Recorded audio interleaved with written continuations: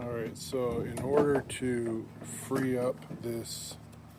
handle, you gotta also take off